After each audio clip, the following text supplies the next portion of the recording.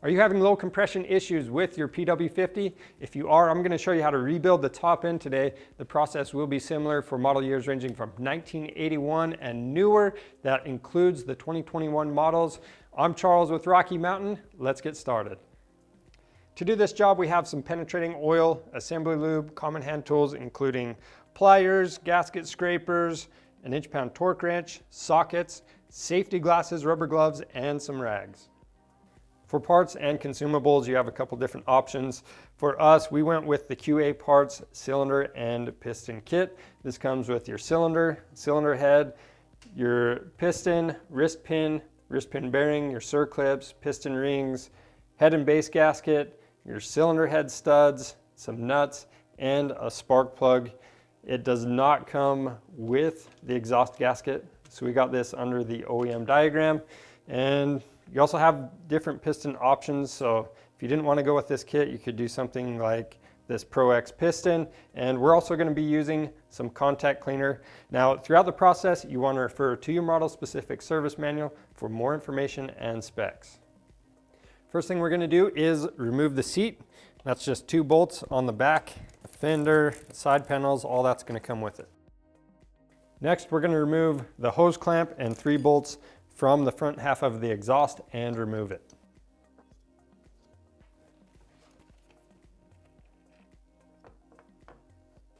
Now we're going to use a 13/16 spark plug wrench to remove the spark plug. Now I'm going to move this spark plug cap out of my way just so it's easy to work on everything. And then we've got 4 bolts or 4 nuts on top of the cylinder head, and we're going to loosen those up in a crisscross pattern. And if they're really rusty, you can spray some penetrating oil on there. And we'll go ahead and remove those nuts all the way and remove the cylinder head. The next thing you're going to want to do is remove the cylinder. On ours, this is stuck on there pretty good, so we're just going to lightly tap that exhaust flange with a dead blow hammer. And I'm just going to keep one hand underneath to catch that piston.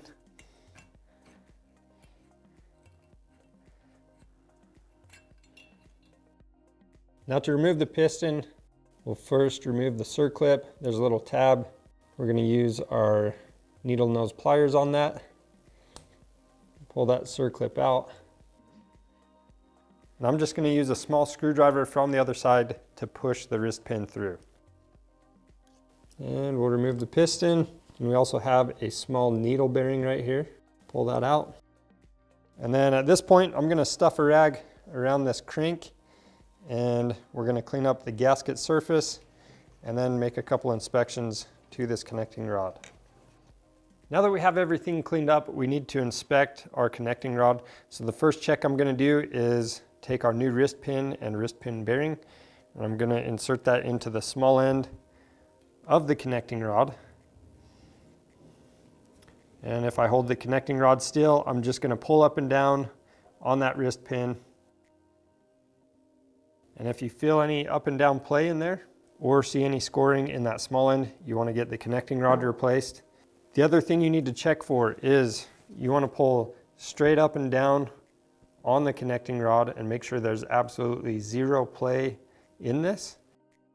So if I do that, we don't have any play in ours.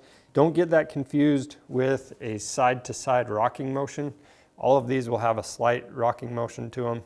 So if you feel any up and down play in there, then you want to get the crankshaft assembly replaced. Now we can prep our new parts. To do that, we're going to clean our cylinder out with some warm soapy water and then spray a light penetrating oil on that. With the piston, you're going to want to install the circlip first that is on the left side of the bike. So if you look at the top of the piston, there's an arrow facing the exhaust.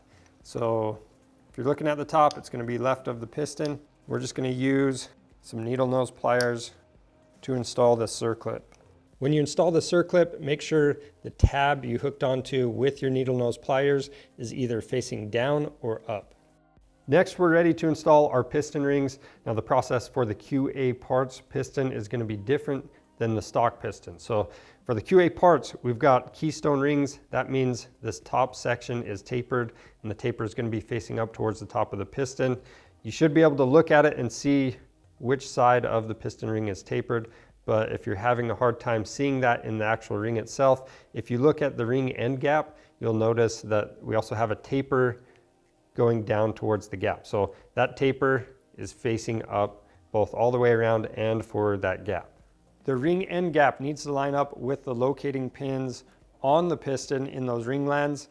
And when you're working the rings into place, you can either work the ring on, starting on one side and then work it around the piston into place, or you can spread the ring gap with your thumbs and work the ring into place. If you have a stock piston or a different aftermarket piston that uses a keystone ring, all of the same steps will apply, except the keystone ring will be the top ring. One more thing before we start installing all the parts.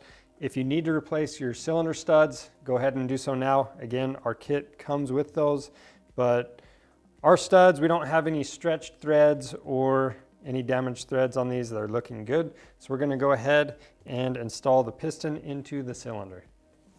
So we're gonna take some assembly lube and coat the inside of our cylinder with it. Then we'll also apply some to our piston and the rings. Don't forget those wrist pin bosses.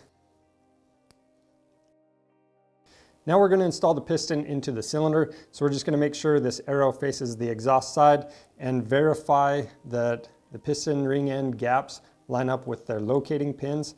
And then you're going to use the taper and your fingers to compress these piston rings and slide the piston into place.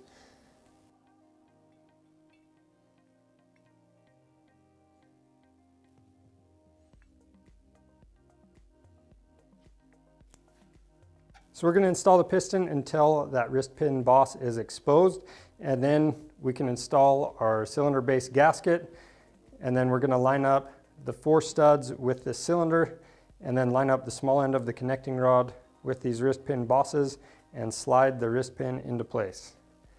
And as you can see, I made sure there's plenty of lube on the wrist pin bearing, wrist pin, and the small end. After that, we'll reinstall the other circlip. We'll just rotate that circlip into place. Make sure that that tab is vertical with the piston. Now we're going to slide the cylinder down onto the base gasket and just make sure that the piston stays up.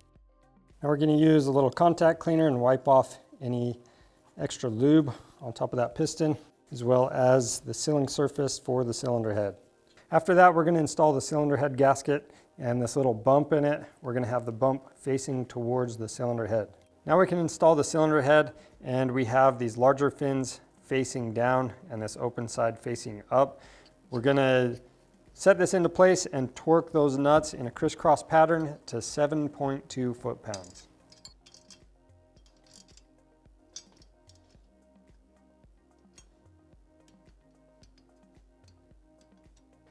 Now we're going to install the spark plug. After that, we need to remove the tip from the spark plug, and we'll reinstall the spark plug cap. Make sure it's clipped all the way on. So now we can install the new exhaust gasket. If you don't want the PW50 to be painfully slow, you want to remove that restrictor plate. So I'm just going to take a socket and press this down. So now we can set that into place, and we'll mount the exhaust.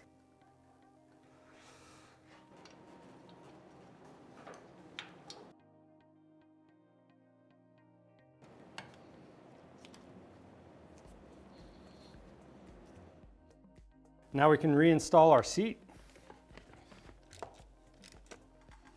At this point, we're ready to start the bike up. For us, we're going to warm it up and let it go through a heat cycle and take it easy our first ride out. And then after that, we're going to ride it like normal. But whatever you do, you want to refer to your model specific service manual and follow any procedures that are outlined in that. That's all there is to rebuilding the top end on your PW50. If you need any parts for your machine, be sure to check out our website. We have a lot of different options on there, and subscribe to our channel for more helpful content. Thanks for watching.